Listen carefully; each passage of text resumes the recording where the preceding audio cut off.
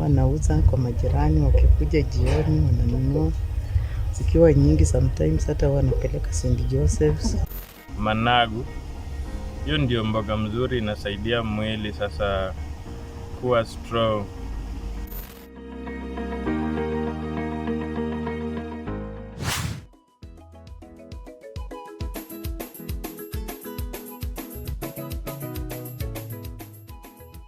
Bungoma County, one of the 4 counties of the former Western Province, is located within the Lake Victoria Basin with an altitude range of 1,200 meters to 4,321 meters above sea level.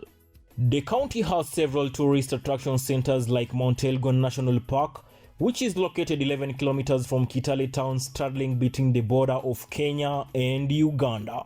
Nabuyole Falls, formerly known as Broad Eric, which is located 7 kilometers from Webuye town in Nabuyole village and originates from Cherengani Hills, and also Sengalo Twin Rock, which are like the beautiful gap in a person's front teeth, with one peak appearing to clutch a huge rock that looks like it is about to fall, among other like the Rajalamungu and the Elephant Maternity Ward. Historically, the county is inhabited by the Bukusu, Tachoni, Batura, Sabaot, Iteso and other communities as well.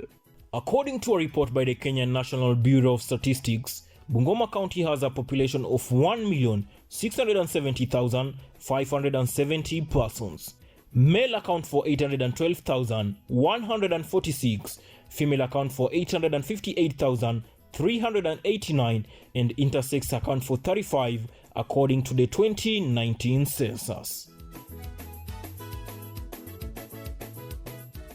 The county experiences a warm and cool climate and has 2 rainy seasons. The long rains from March to July and the short rains from August to October, with an annual lowest rainfall of 400 millimeters and 1,800 millimeters being the highest annual rainfall. This climate favors agriculture, which is the dominant economic activity among other micro, small and medium enterprises. Traditional vegetable farming is a tradition among most, if not all, homesteads in the region. In some cases, the vegetables are grown with other crops. In other cases, a small section in the compound, a kitchen garden if you like, is usually dedicated to growing traditional vegetables and other vegetables as well. Lifestyle diseases used to be known as the disease of the old people, but now it is affecting the younger generation as well. Could this be attributed to departing from the ways of our forefathers? Let's find out more in this feature, Bittersweet.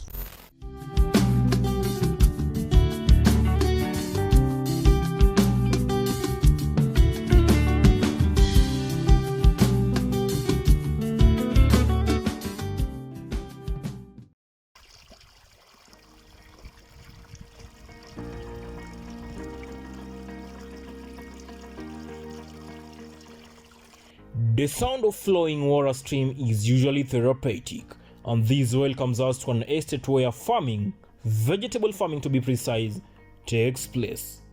August and September being months that most farmers harvest their maize, I took this chance to visit the farm of Zipporah Shikutwa, a teacher come vegetable farmer, and she shares with me her purpose of growing the traditional vegetables and other vegetables as well. Wanapanda both for home consumption hata wana commercial. Wanauza kwa majirani, wakikuja jioni wananunua. Zikiwa nyingi sometimes hata wanapeleka St. Joseph's, wananipa pesa kidogo. Since our vegetables are doing well, what is the secret of growing such healthy vegetables? Wanatumia manure sana sana, compost manure, na tena ile manure inatoka kwa kuku. Wanaweka sawdust, nikisha dispose naleta kwa shamba. Even though her vegetables are doing quite well, she shares with me some of the challenges she usually faces in this journey. Challenges ambazo niko nazo ni saa zingine pests, napata zinaliwa na pests. Kuku za majirani zinakuja zinakula. Kwanza hizi sukuma kuku zinapenda sana. Sasa unakuta majirani wameacha kuku zinakuja zinakula. Lakini huwa tunajaribu, tuna fence to make sure that kuku zisiingie, alafu tena kupalilia. Sometimes I have no time to kupalilia, lakini huwa natafuta watu wakinisaidia hiyo kazi.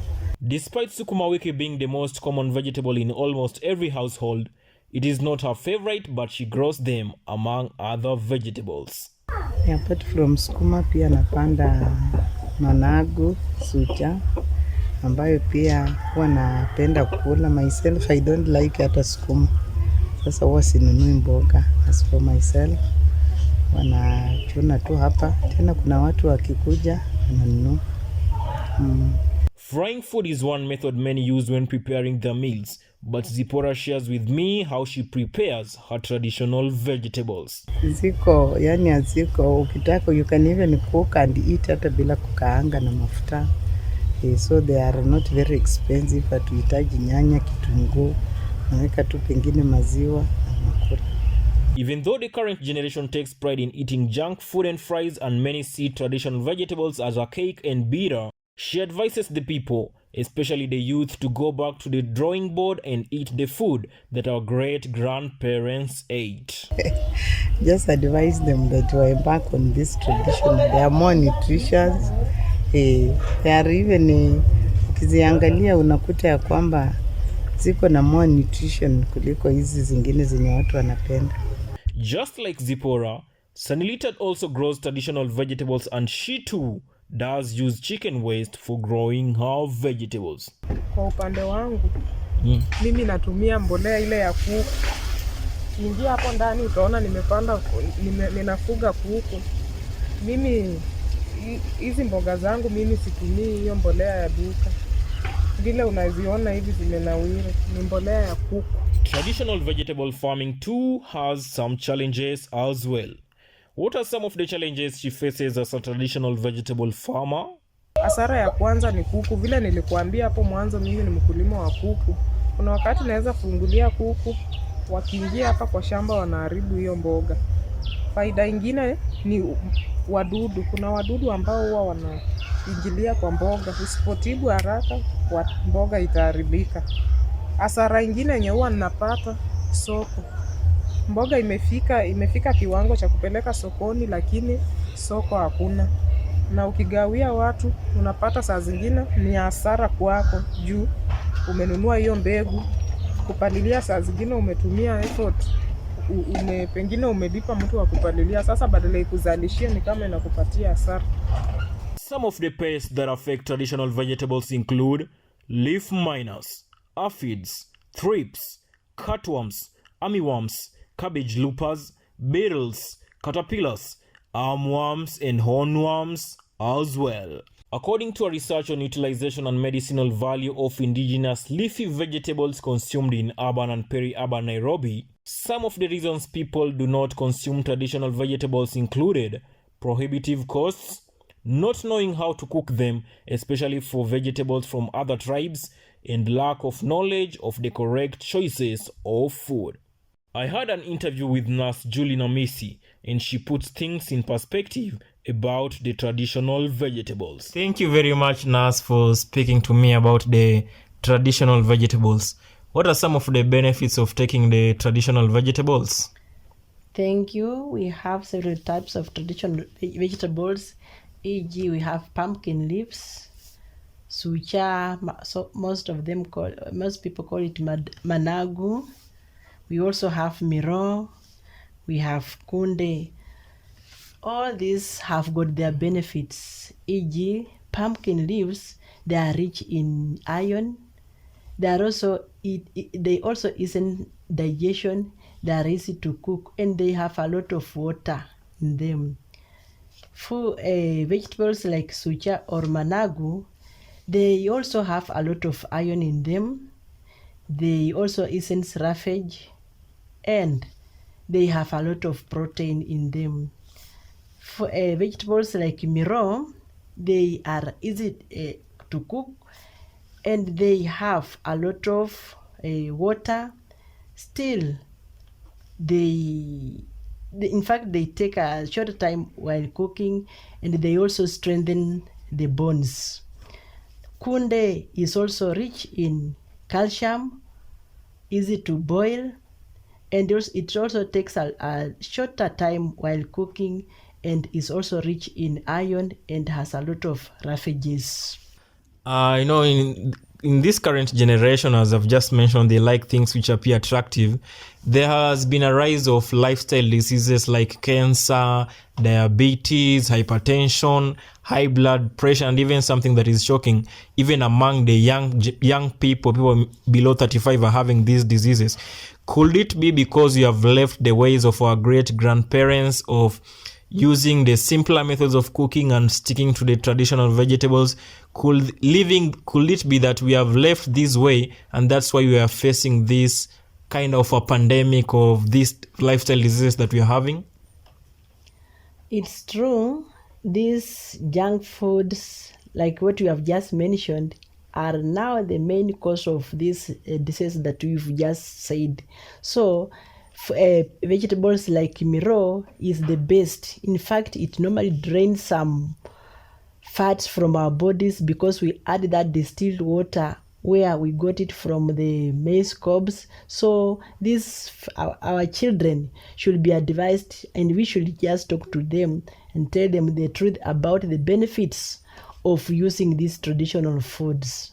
Some of the procedures used in preparing leafy vegetables that should be discouraged include chopping them before washing.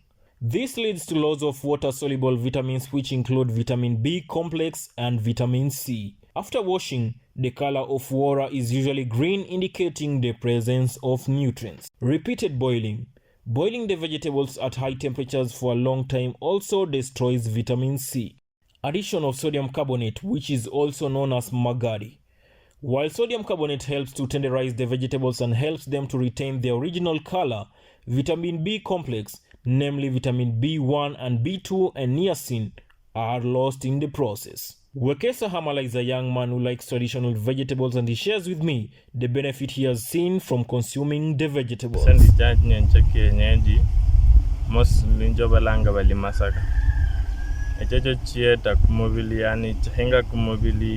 From malaria azinolia masake no ramo nolia nende mbegu ya kienyeji ya masake mbegu yeno rembegu ya mkari eboila no ehinga kumuli from malaria. Preparing vegetables is something that the residents here take seriously. How are the vegetables prepared? Azinizi mboga ukitoa kwa shamba hivi inafaa unagoosha alafu sasa ndio unadondoa. At least yani ukishadondoa hivi ukiosha ndio ukidondoa ndio uoshe, inatoa hiyo inatoa hiyo nutrients. So unaosha alafu utaondoa alafu unapiga tu direct kuboil. Alafu na boil kama leo utaweka cream maziwa. Kesho pia inafaa uboil alafu tena uweke maziwa, alafu sasa utaanza kusikula after siku ya 3 hivi. Azina hapo sasa ndio sitakuwa mzuri. Hamala advises the youth to also embrace consuming traditional vegetables since they are beneficial to the body. Semba wala valit nyencha kienyeji nga managu. Hiyo ndio mboga mzuri, inasaidia mwili sasa kuwa strong na protect. Azin wasishinde tu wakikula vitu zenye ati ni samaki, mayai, vitu kama hizo. Hizi mboga za kienyeji pia ni mzuri. Amos Amkla Makoha, Bittersweet, Amkla TV.